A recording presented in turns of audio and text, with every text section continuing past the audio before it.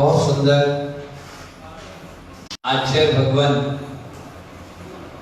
मूलाचार की गाथा बता रहे हैं और इतनी सुंदर बता रहे कि मोक्ष मार्ग साधु किस तरह से पालन कर पाता है।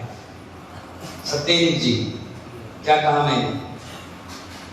साधु मोक्ष मार्ग में किस तरह से अपनी नियमावली को, चर्या को, विचारों को पाल पाता है, उस विषय पर आज हमारे आचार्य कुंकुम देव स्वामी महाराज बता रहे हैं।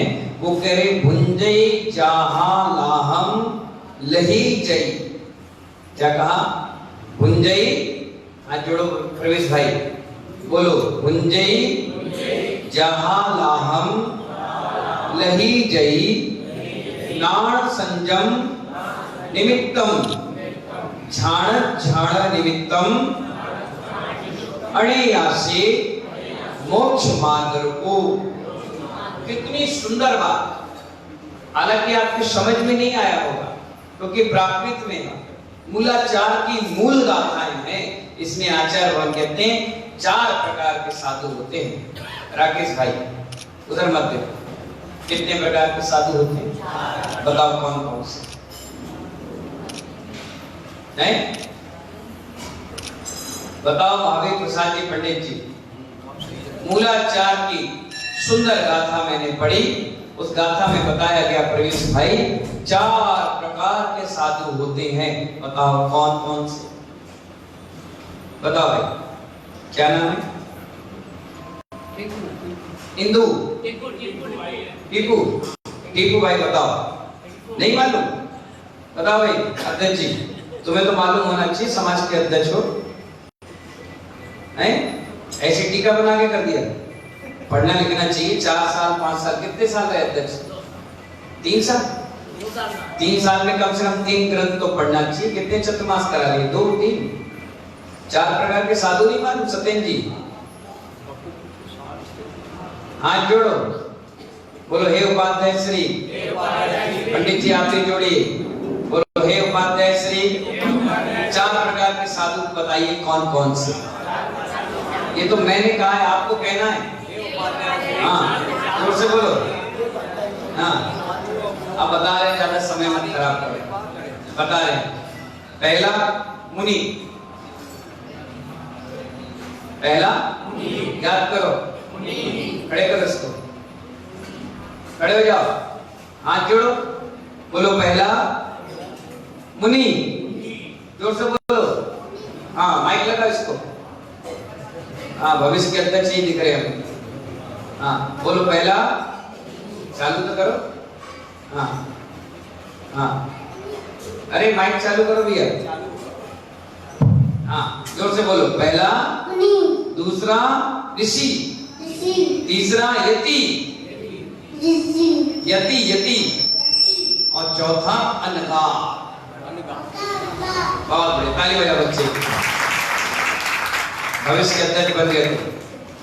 4 प्रकार के मुनि। कौन कौन से अध्यक्ष जी? मुनि, यति, ऋषि और अनगार। हम लोग कौन? हम लोग कौन?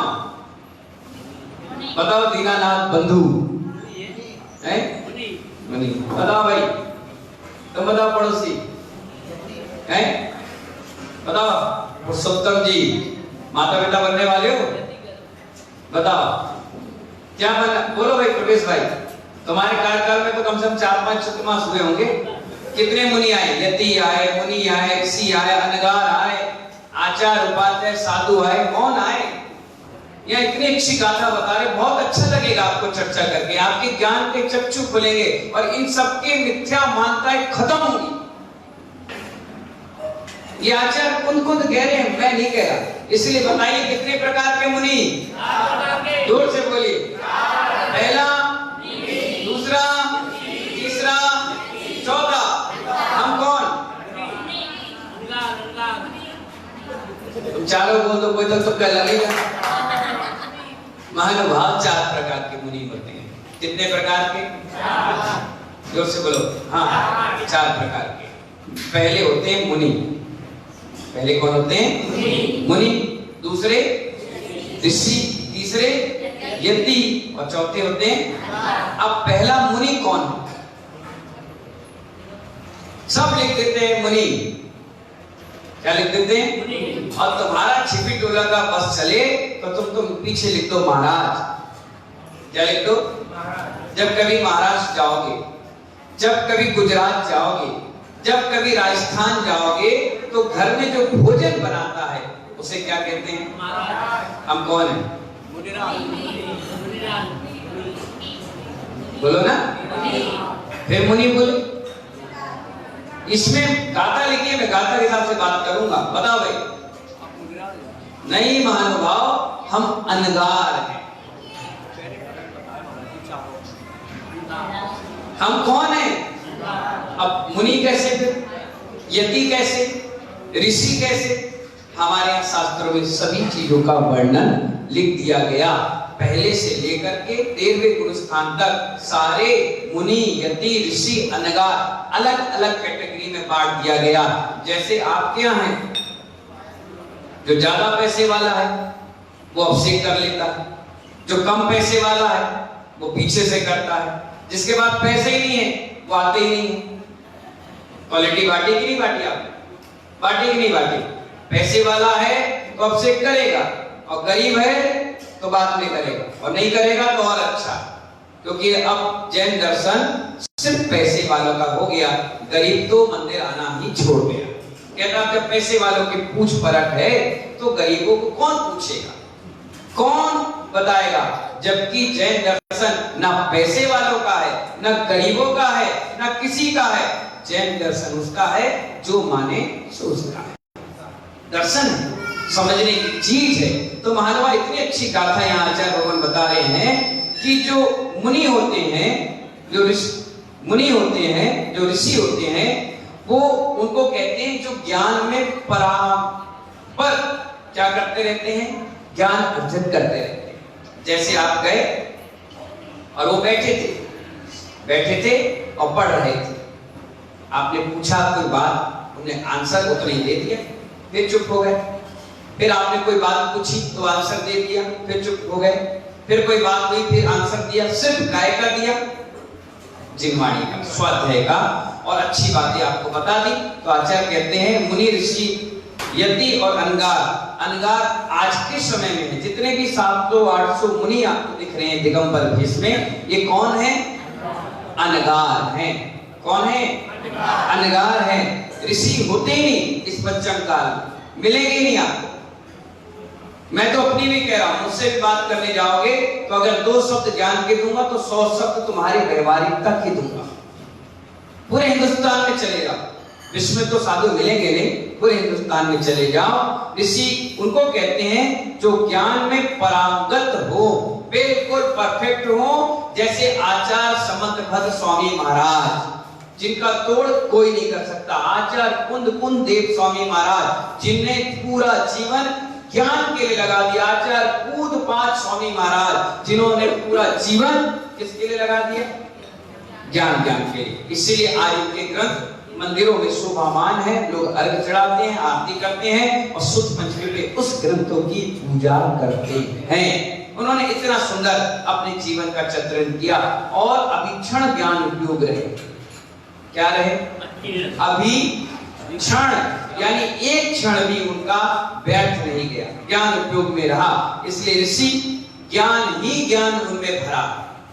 आप किसी विषय पे भी बात करो, जैसे गणधर स्वामी होते हैं, किसी विषय पे बात करो वो आपको पूरा आंसर दे देंगे। उन्होंने कहा महाराज श्री महाव्रत के बारे में बताइए, उन्होंने बताना चालू कर दिया। उन्होंने कहा अणुव्रत के बारे में बताओ।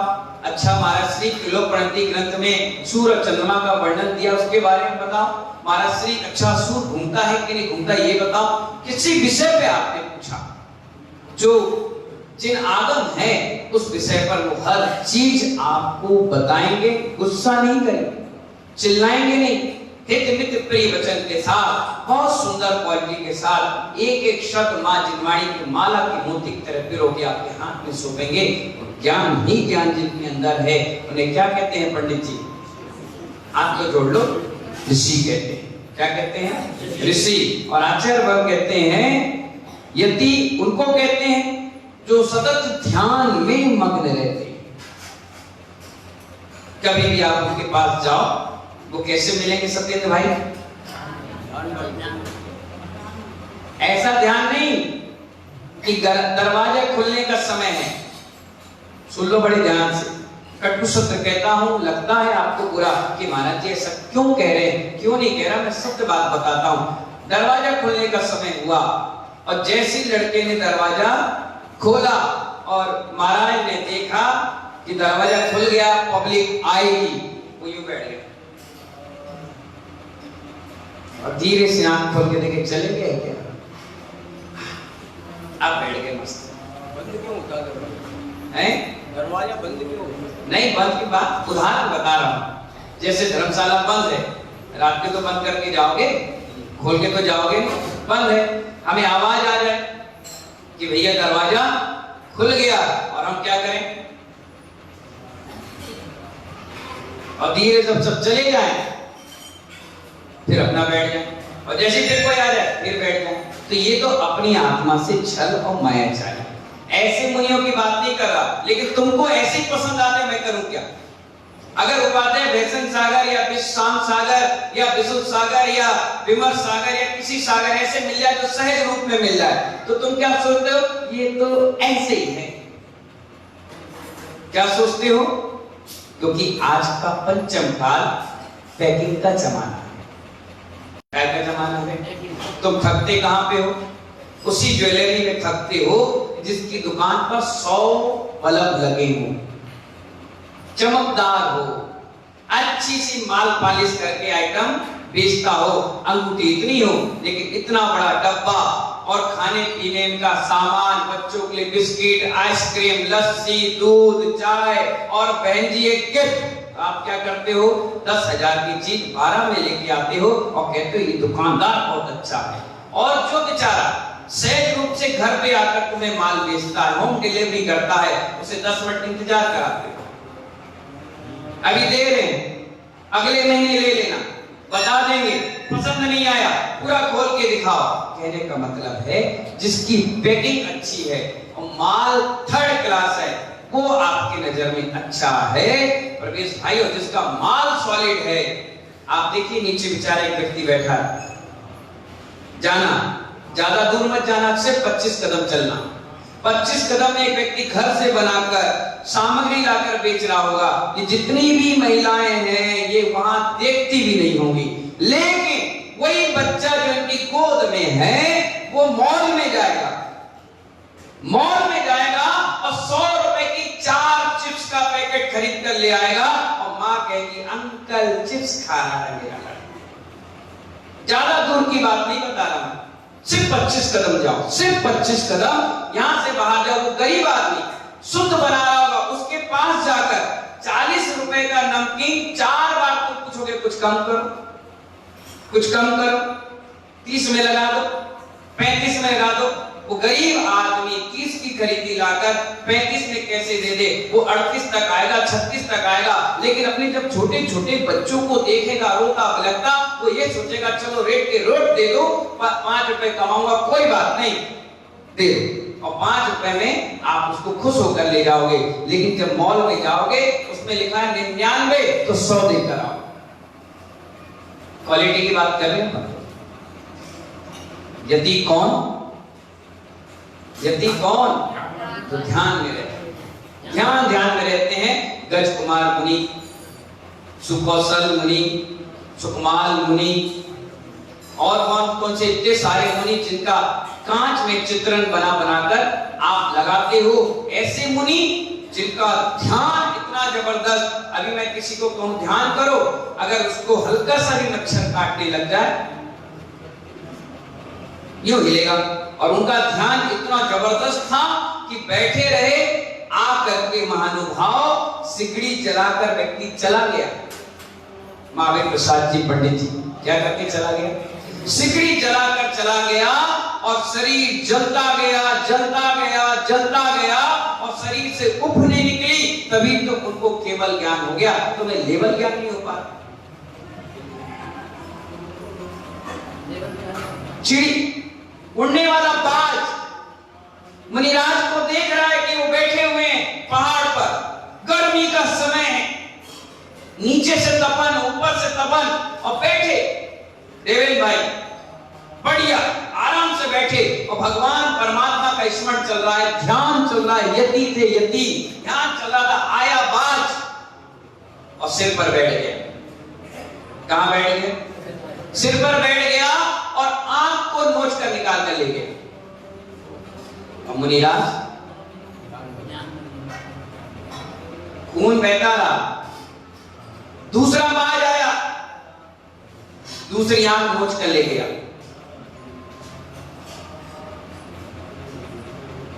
कोई शरीर से ममत भाव नहीं, कोई मतलब नहीं, ध्यान में बैठे। फिर आया और आंख में बचा हुआ जो भी व्यवस्था थी वो सब नोच नोच के ले गया। 3 दिन तक नोचता रहा और मुनिराज को केवल ज्ञान हो गया। इतने बड़े यति, और तुम कहते थे यतिराज, हे ऋषिराज, हे मुनिराज। सोचो इतना पवित्र शब्द है मुनिराज, कितना पवित्र शब्द है ऋषिराज, कितना शानदार शब्द है यतिराज। सोचिए ऐसे मुनि कहां मिलेंगे तुम्हें?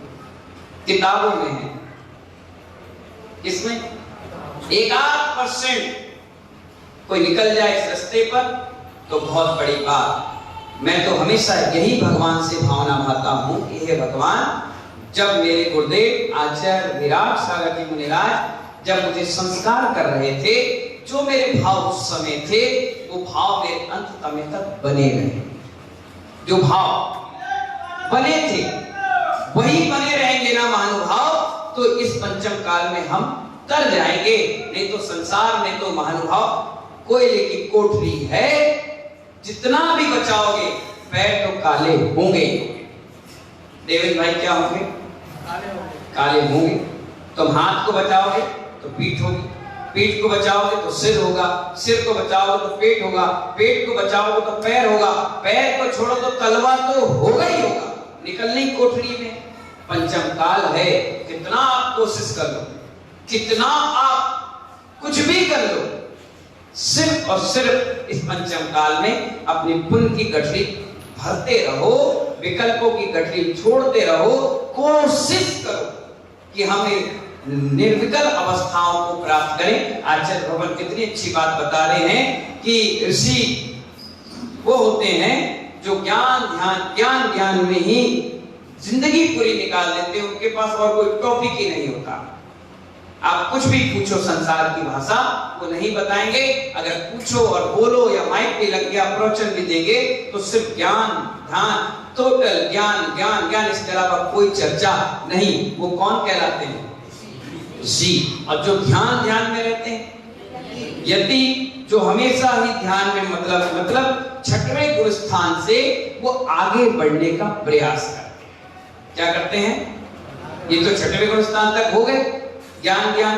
अब ध्यान वाले क्या करते हैं? 6वें से 7वें और 7वें से 8वें, 8वें से 9वें, 9वें से 11वें, सीधे 13वें गुण स्थान में जाकर रुकते हैं। ऐसे वो यति राज कहलाते हैं। क्या कहलाते हैं? यति राज कहलाते हैं, जो प्रयत्न करते हैं कि ध्यान के माध्यम से मेरा कर्मों का क्षय क्या हो। हाँ, मेरी प्रॉपर्टी बढ़ जाए, मेरे नाम का शिलापट लग जाए, मेरी बड़ी बड़ी फोटो लग जाए, मेरे हर भगवान पर प्रसिद्धि ठुक जाए, मेरा भक्त बन जाए, मेरा नाम रोशन कर जाए, जिस रोड से निकलूं लोग मुझे चौके लगाकर बुलाए। अगर ऐसी भावना है तो 6वें तक रहोगे, 7वें तक पहुंचने का कोई हक नहीं है। ख्याति आ गई। ध्यान की बात ही नहीं है, ज्ञान की बात ही नहीं है। किसकी बात कर रहे हो तुम? ख्याति पूजा, गायकी ख्याति लाभ पूजा। और इसी में तो सब डूबते। मालूम है 1 करोड़ लोग भगवान महावीर बनने के लिए निकले। कितने? जोर से बोलो। कितने जीरो लगते हैं जी 1 के बाद? 6 बोलना ही है, बोलना बस। 7 जीरो लग गए, 1 करोड़ की संख्या बन गई। अब महानवा 1 करोड़ निकले तो क्या बनने के? सब बनेंगे। एक व्यक्ति नहीं है ऐसा नहीं बनेगा। अगर मैं बोलूं भगवान बनना, हाँ, कहां? शैतान जैसा बनना क्या है? कलेक्टर कोई नहीं, ऐसा व्यक्ति कोई नहीं जिसको मैं कहूं कलेक्टर, कितना खुश हो जाता है। दिल्ली में किसी व्यक्ति को, यहां तो अध्यक्ष बनते हैं, दिल्ली में प्रधान बनते हैं। क्या बनते हैं? हाँ, जैसे कोई व्यक्ति आए और उससे धीरे से प्रधान जी, ऐसे मतलब कि वो बहुत बड़ा पद मिल गया, जबकि वो बना कुछ नहीं, मंदिर में झाड़ू लगाता होगा, 2 पैसे नहीं कमाता होगा, कभी पूजा अभिषेक नहीं करता होगा, उससे कह दो प्रधान जी, अरे महाराज जी ने प्रधान बोल दिया, इस बार तो चुनाव में लड़ूंगा। किसी को अध्यक्ष बोल, अरे भैया मजा आ गया, एक इंटरनल पावर आ जाता है आदमी के अंदर। किसी को विधायक बोल दो तो उसके मन में आ गया, महाराज ने कहा तो मैं विधायक बनूंगा, चाहे काम विधायक जैसा ना हो, चाहे अध्यक्ष जैसा ना हो, चाहे मंत्री जैसा नहीं हो। अपने ऊपर मत लेना, मैं तो प्रवचन कर रहा हूँ, क्योंकि मुझे कल जाना, तुम कहीं भी लोगे तो क्या कर लोगे, अपन चले भैया। तो मान लो क्या बात बता रहा था नहीं, अभी बहुत प्यार है ख्याति लाभ। अब ख्याति लाभ में वो लग गया, जबकि साधु के ख्याति लाभ का कोई काम ही नहीं। 1 करोड़ लोग चले क्या बनने के लिए? महावीर भगवान। जब 1 करोड़ लोग चले तो 99 लाख, कितने? 99 लाख सोच करके ही थक गए। कितने? 99 लाख। 1 करोड़ में 99 गए तो कितने बच्चे? 1 लाख। आप बहुत अच्छे होशियार हो मैथमेटिक्स में, मैं तो नकल मार के पास होता था। बताइए पुरुषोत्तम जी, कितने रह गए? 99 रह गए। जैसे हमने कहा महावीर भगवान बनना, चलो, तो सब चले। कहां तक? कोई मंदिर की ढेरी तक, कोई बाहर जैन भवन तक, कोई छिपिटोल निर्मल सदन तक, और राहुल बिहार जब मैं पहुंचा तो 4 रह गए, बाकी कहां भग गए। तो ऐसे ही महावीर भगवान बनने के लिए 1 करोड़ लोग सोचे, 99 लाख तो सोच कर ही थक गए। बोले भगवान के सोच हम नहीं कर पाएंगे, 1 टाइम भोजन नहीं कर पाएंगे, मुनि अरे नहीं, ठंड नहीं, गर्मी नहीं, शर्म लाज परिचय नहीं भैया नहीं, अपन तो घर में ठीक है, फोकट की धोती मिलती है, फोकट का चंदन मिलता है, फ्री की द्रव मिलती है, फ्री का लाइट पंखा बिजली मिल रहा, क्या करना है, इसी में ही अच्छे है। वो 99 लाख की कोटि में आ गए। बचे कितने राकेश भाई? 1 लाख। अब 1 लाख थोड़ा सा चले तो उनके माता पिता, उनके भाई बंधु, उनके परिवारजन, उनके रिश्तेदार उनके कान में कू कर गए। कू, एक सूरमंत होता है सू, और ये होता है कू। जिसने कू कर दिया वो समझो अब आगे बढ़ ही नहीं सकता, पहले बनना पड़ेगा। अब हुआ क्या? जैसे ही आपने कू किया तो 99,000 वो कू में ही भटक गए। मम्मी, पापा, भैया, बहन, दुकान, मकान, रिश्तेदारी, प्रॉपर्टी, अरे भैया अपन तो वापस बचे कितने? 1,000। अब 1,000 मैं इनको साथ करके आगे आगे चल रहा कि चलो तुम्हें भगवान महावीर बनना है, चलो चलो। अब 1,000 में 900 थक गए चलते चलते। आप देखना चलते चलते 2-4 मिनट गाड़ी लाओ और गाड़ी में बैठ जाते ना, तो 900 क्या करे? बीच में ही थक गए। 1 करोड़ चले, 99 लाख सोचकर हार गए। 1 लाख चले, 99,000 परिवार को देखकर पीछे रह गए। 1,000 चले, 900 बीच में ही थक गए। 100 आगे बढ़े, कहां पहुंचे? बीच को पार कर लिया, ब्रह्मचारी बन गए। क्या बन गए? ब्रह्मचारी बन गए। साधु की तरह 2 टाइम भोजन करने लगे, शुद्ध, आराम से चटाई में सोने लग गए। सामायिक प्रतिमण, जाप, स्वाध्याय, पद विहार चालू हो गया। 100। अब 100 में 90। कोई आया, ये मोबाइल ले लो भैया जी, भैया जी एक चैन ले लो, भैया जी सोने की माला, भैया जी एक सामान, भैया जी चलो घूमने, भैया जी हमारे घर। तो 900 में से 90 कहां चले गए? इसी चीजों में उलझकर अनुशासनहीनता करे तो उनके गुरु ने उनको भगा दिया। राजा तुम्हारे अंदर महावीर बनने की योग्यता नहीं है। अब बच्चे कितने? 10। अब 10 दौड़ रहे। महाराज बोले चलो महावीर भगवान बनने। 10 दौड़े और 10 में 9। 10 में कितने? जोर से बोलो दीनानाथ बंधु। 9 लोग। फोटो, बैनर, पोस्टर, प्रशस्ति, नाम तोड़ फोड़, मेरा नाम, तेरा नाम, मेरा बाप, तेरा बाप, मेरा गुरु, तेरा गुरु। 9 लोग मर गए, एक बचा, वो बना भगवान महावीर।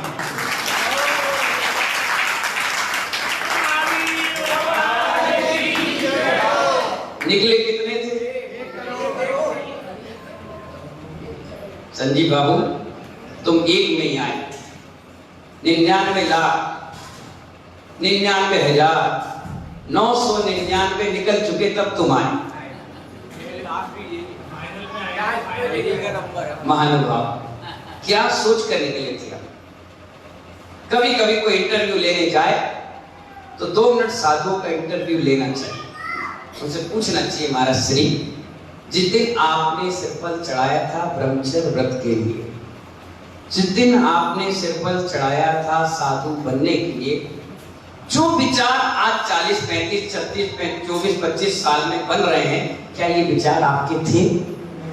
हकीकत बताना। जिनवाणी पे हाथ रखकर वो कहेंगे नहीं, ये तो आपने हमें उलझा दिया संसार। क्योंकि नमक किसका खाया, पानी किसका पिया, किसके बीच रह रहे हैं? 1000 लोग अकेले हम, 5000 लोग अकेले हम। वायु प्रदूषण ये फैला, एटमॉस्फेयर, भोजन, पानी, कमाई धमाई जो आप कर रहे हो, इसका प्रभाव किस पर जाएगा? लोग चाहते तो हैं निर्गंत साधु चौथे काल का मिल जाए, लेकिन कमाई भी तो चौथे काल की चाहिए, भाव भी तो चौथे काल के चाहिए, व्यवस्थाएं भी चतुर्काल जैसी चाहिए।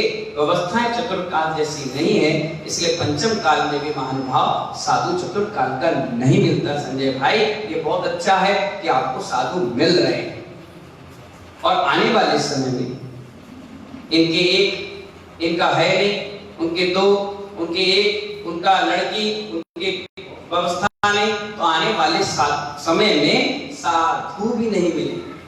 हम तो बहुत अच्छी पंक्ति सुना रहे थे, मैंने साधु का पद दूर है जैसे पेड़ खजूर। क्या कहा? बोलो, हाथ जोड़कर बोलो, साधु का, हाथ जोड़कर बोलो, हाथ जोड़ के, हाँ बोलो, साधु का पद दूर है जैसे पेड़, क्या कहा? खजूर याद आ गया, साधु का पद याद नहीं आया। बोलो, साधु का पद दूर है जैसे पेड़ खजूर, चढ़ जाओ, जोर से बोलो, चढ़ जाओ तो मिलेंगे फल मीठे, और गिरे तो चकनाचूर। साधु का पद दूर है। मैं कितनी दूर बैठा हूं? दूर बैठा हूं, क्यों बैठा हूं? साधु का पद ऊंचाई पर है ना। अगर मैं पेंट शर्ट में आपके बीच आता तो यहां बैठाते, यही मारते, हट, कहां से आ गया? कौन है तुम? यहां कैसे बैठ गया? ये हमारे गुरुओं का स्थान है, साधुओं का स्थान है, उपाध्याय का है, और आचार्य परमेष्टि वो भगवान का है। तो आप ही खुद मुझे भगा देते, लेकिन मैं निर्गंत हूं, तो कैसे आए? बैंड बाजे से लेकर आए, अभिनंदन किया, स्वागत किया, बड़ा आलीशान व्यवस्थाएं बनाई, चौके लग रहे, लोग पैर दबा रहे, अपने बाप के नहीं दबाते, हमारे दबा रहे, अपने पिता को पानी नहीं दे रहे, हमें जूस पिला रहे। खुद जिंदगी में कितने साल हो गए प्रवेश भाई बादाम खाए हुए? यहाँ सेठानी है इनकी सेठानी? नहीं आई, अकेले आते हो? हाँ चलो, कल लेके आए थे, आज नहीं लाए। तो एक बात बताओ, आपने अनार का जूस कब से नहीं पिया सत्येंद्र भाई? गुड्डू भैया कितने दिन से आपने गुलाब जामुन नहीं खाए? उत्तम चंद जी कितने दिन से रबड़ी नहीं खाई? महानुभाव अभिषेक भाई पता नहीं साल 2 साल से देखा भी नहीं होगा, लेकिन निर्गंत साधु आता तो आप खिलाते, उनकी व्यवस्था बनाते। सोचिए कितना पुणात्मा साधु का पद दूर है जैसे पेड़ बहुत मेहनतें करना पड़ता है। 75 साल के हो गए हमारे महाराज, समाज के अध्यक्ष थे। सुनिए अध्यक्ष जी, अब मेरा टारगेट अध्यक्षों को दीक्षा देने का या दिलाने का। अपने यहाँ तो 1500 घर है, भिंड में 18,000 घर है। कितने? 40,000 तो जैन वोट है। अगर एक तरफा गिर जाए तो विधायक बन जाए। इतनी बड़ी समाज, उसका अध्यक्ष थे। सोचिए कितने मान सम्मान के साथ रहे होंगे। 8 साल रहे। कितने? तुम तो 5 साल में थक गए। 5 साल 3 साल 3 साल में, ये 5 साल में थक गए। 8 साल रहे और 8 साल में हमने यही कहा बस दीक्षा ले लो, क्या पानी लेके रोज घूमते हो। 8 दिन में हमने अपना प्रतिनिधि बनाया, टीका किया, हिसाब सोचा, बोले उत्तम क्षमा और मुनि दीक्षा ले। बताओ कितना बड़ा क्या। और 8 साल में कभी ऐसा साल नहीं गया जिस साल उन्होंने चौमासा नहीं कराया। मुझसे बोले अगर महाराज जी अध्यक्ष होकर मैंने चौमासा ना कराया तो मेरा अध्यक्ष पद बेकार। क्या मतलब करते थे? अभिषेक करते थे, मैंने पंचनाम कराया, उसमें इंद्र बने, दान करते थे, चौका लगाते थे। सबसे पहले मंदिर में जाकर देखते थे कि मंदिर में किस चीज की कमी है, उसको दूर करूं। आज तक बैंक में पैसा नहीं रखा, तुरंत मंदिर में लगाया। बोले अगर रखेंगे तो लड़ेंगे। मैं तेरा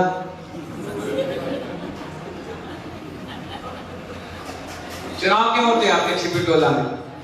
क्यों होते बताओ? यहाँ पर और जिस दिन मंदिर कर्जे में आ जाए 10 लाख देना है, एक अध्यक्ष नहीं बनेगा। बोले मुझे नहीं बनना, तू ही बन।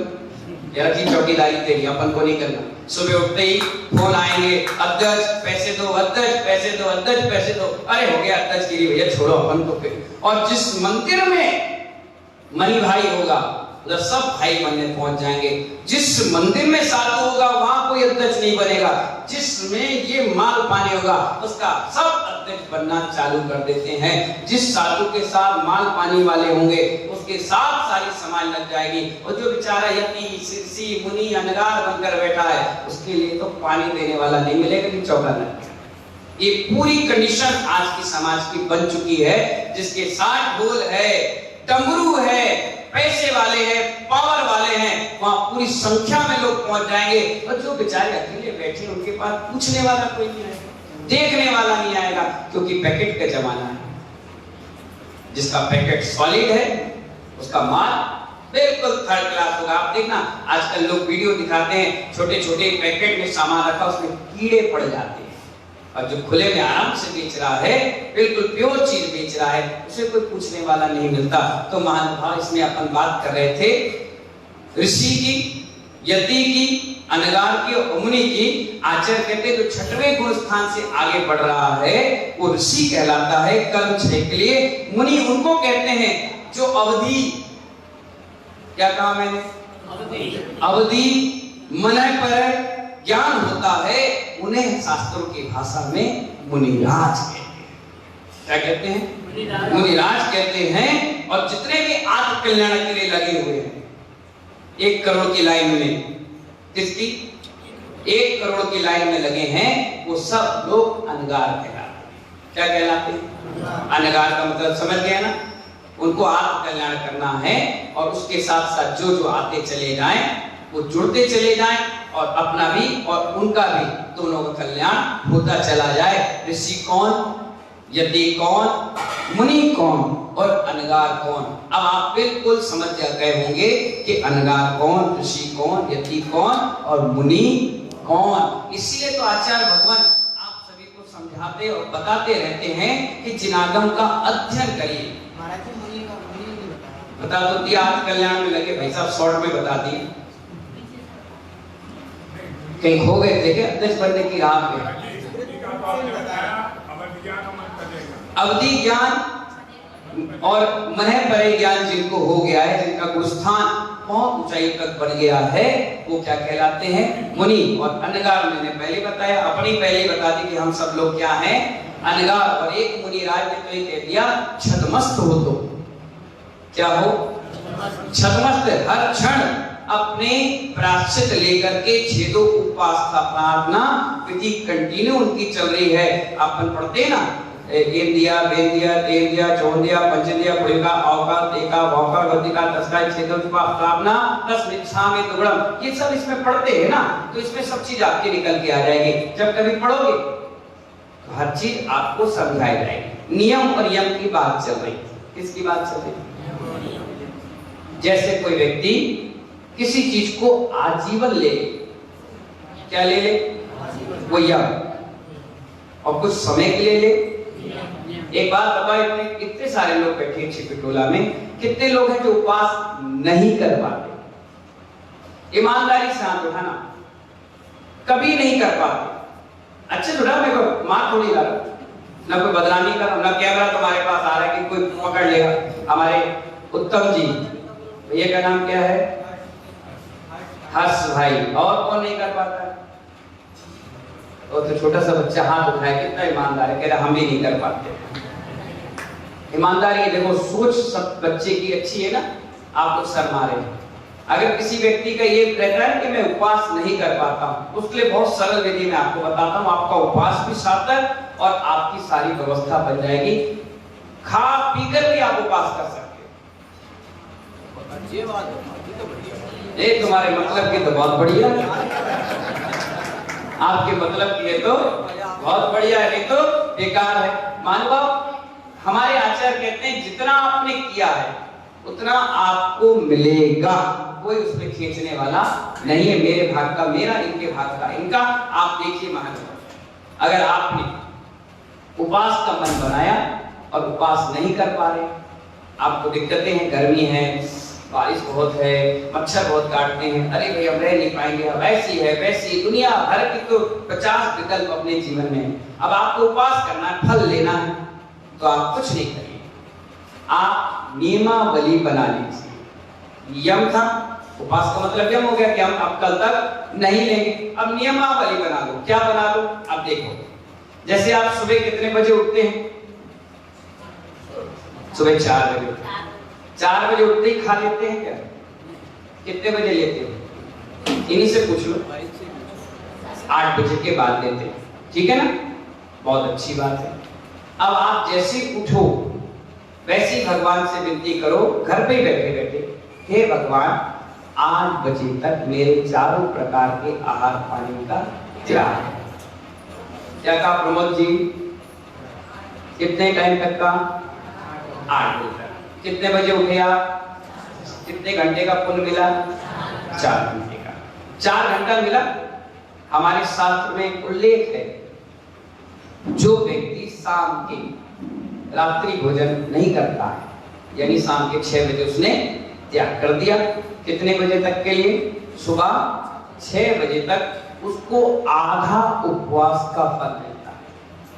अब आप देखिए, शाम के आपने खा लिया, रात को कुछ नहीं खाया, पानी नहीं पी, औषधि नहीं ली, कोई ग्लूकोज नहीं, कोई सिरिंज नहीं, किसी प्रकार का कोई विकल्प नहीं। कितनी महिलाएं ऐसी हैं जो शाम के चारों प्रकार के आहार पानी का त्याग करके सोती हैं और उन्हें यही नहीं मालूम कि मैंने आधा उपवास कर लिया। बिल्कुल आराम से कर लिया और आपको पता ही नहीं चला।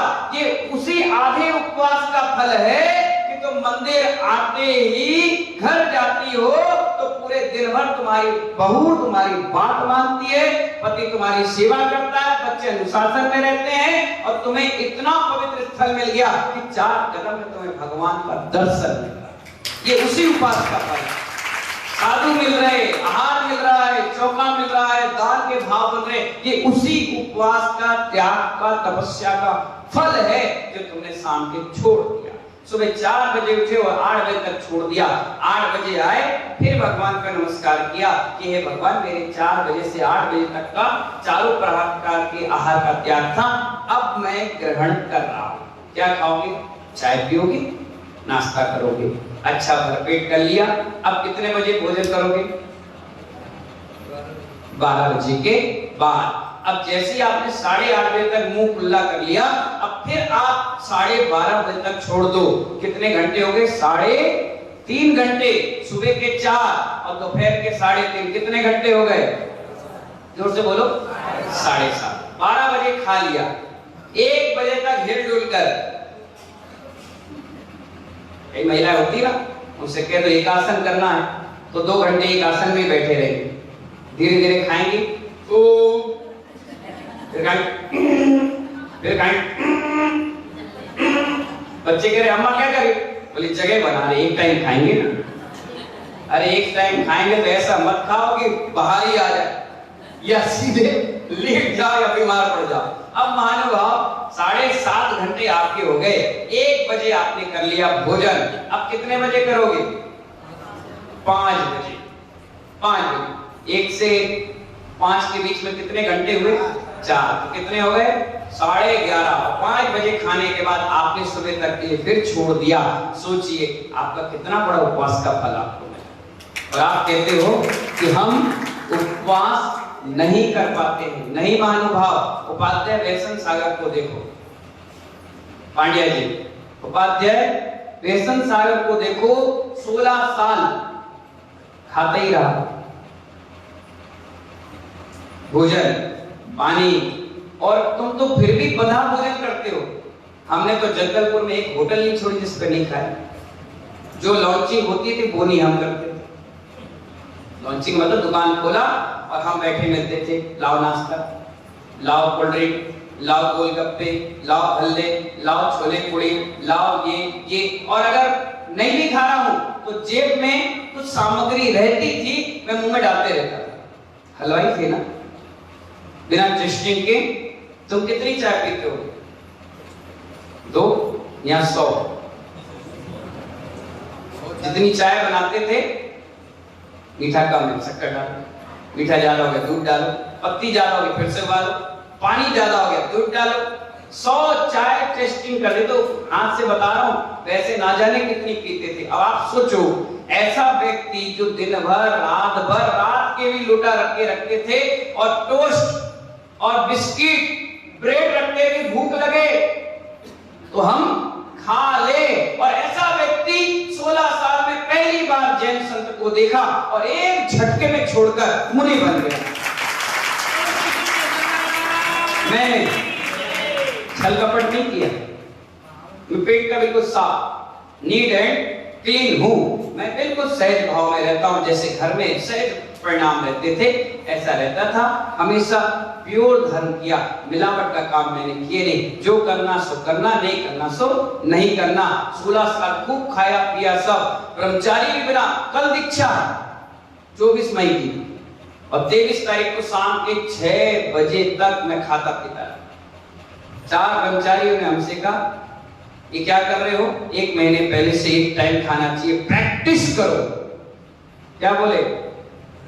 बोलो बोलो संजीव भैया, अध्यक्ष जी क्या बोले?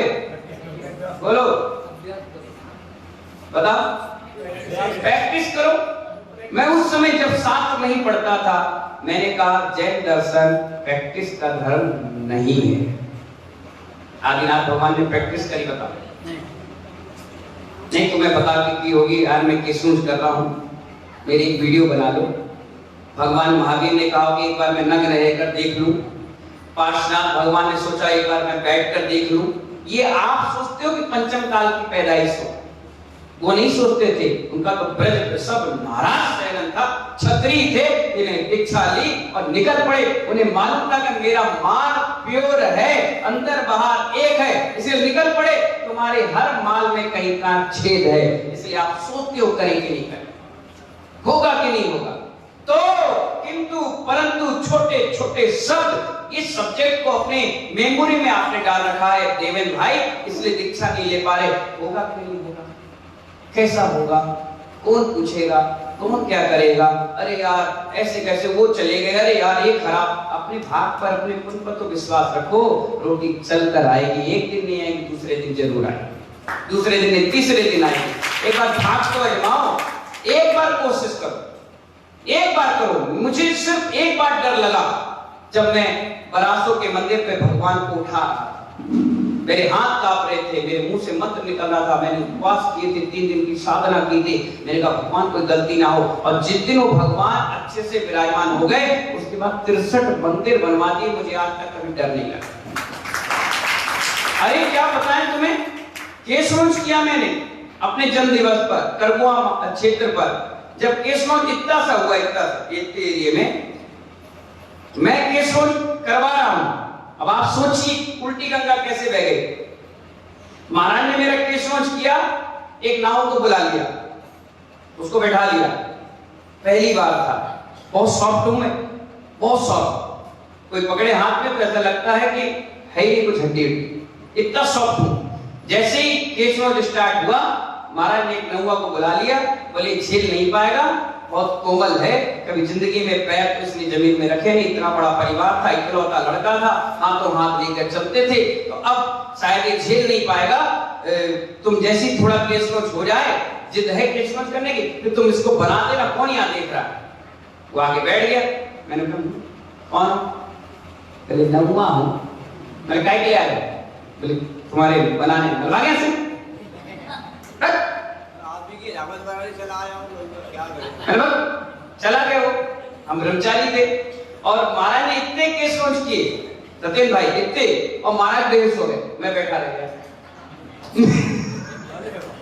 महाराज बेहोश हो गए और मैं बैठा रहा। मैंने कहा अरे, मैं उठ के गया, मैं क्या हो गया? चक्कर आ गया। मैंने हाथ बात मले, हाथ पैर दबाया उनके, मैंने क्या हो गया? बोले नौवा से करवा लो तुम। मैंने क्यों? अरे हम नहीं कर पा रहे। मेरा केशरोच मैं करा रहा हूं, बेहोश तुम क्यों हो गए? बोले मैं नहीं कर पाऊंगा। मैंने कहा मैं बैठा, मैं तो करवा के जाऊंगा, आज तो पूरा केशरोच होगा। बोले नहीं नहीं नहीं नहीं नहीं, तुम नौवा से कराओ। मैंने नहीं करना पड़ेगा, चलो।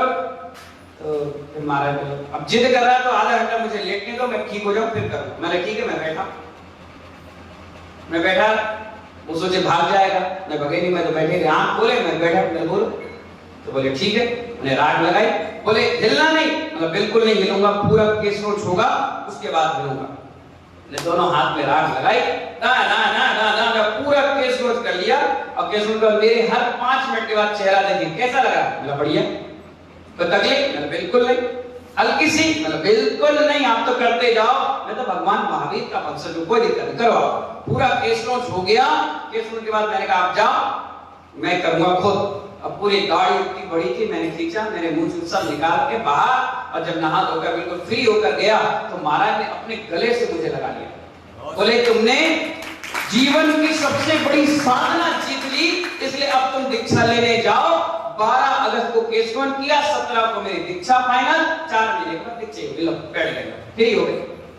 मैंने पूछा महाराज से एक बात तो बताओ, केशरोच मेरे और बेहोश आप क्यों हुए? बोले बेटा तू बहुत कोमल था, जहां जहां मैं बाल खींच रहा था वहां वहां से खाल खींच रही थी, पूरे शरीर की खाल निकल रही थी, और मैं देख रहा था कितना कोमल इंसान है और कुछ भी नहीं हो रहा तुम्हें। मैंने कहा सही में खाल खींच गई?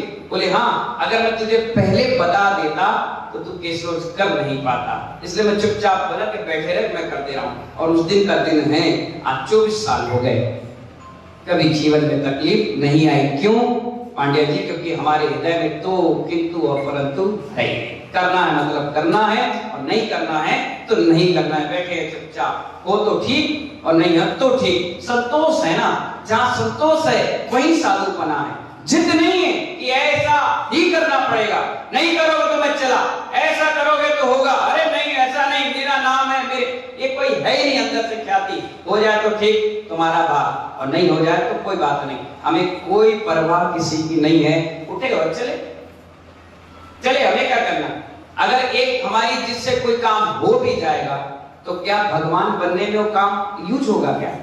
आराम साराम की तो क्रिया ही है। उल्टा किसी ना किसी प्रकार से दोष लगेगा। 4 मानेंगे और 14 नहीं मानेंगे, तो 14 तो हमारे बैरी बन गए ना, बन गए बैरी। आज नहीं कल नहीं, जितनी वो पावरफुल होंगे वो अपना बैर निकालेंगे। मच्छर के भांति निकालेंगे, मक्खी के रूप में निकालेंगे, सांप के रूप में निकालेंगे, बिच्छू के रूप में निकालेंगे जरूर। यही छोटे छोटे कर्म जब इकट्ठे होते हैं तो कमट के रूप में निकलते हैं। इसलिए साधुओं को कह दिया कि सब क्रियाओं से तुम दूर हो जाओ, निर्लिप्त हो जाओ। हो जाए तो ठीक, और नहीं हो जाए तो हाथ जोड़ो, जोड़ो ना, हाथ जोड़ो और पीछा छोड़ो। बोलो महावीर भगवान की। टाइम हो गया, चलिए तुम क्या